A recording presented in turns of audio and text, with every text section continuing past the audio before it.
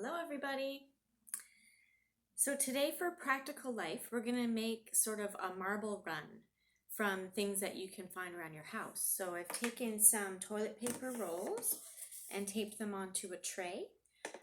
So you could get creative depending how much space you have.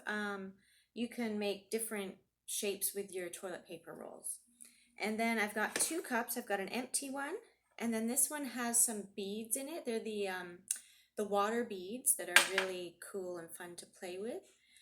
You could use marbles or whatever you have available, nuts or anything like that from your kitchen. So we're gonna try our marble starting at the top. Oh, there it goes.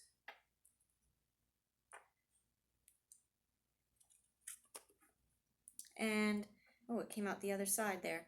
So your child can do a little bit of experimenting, whoa, with kind of cause and effect. We had activities like this in our classroom. These are bouncy, that the children could play with, with the repetition that they enjoy.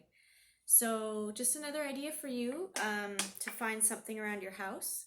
And of course, once one bowl is empty, you can switch the bowls and start again. Enjoy!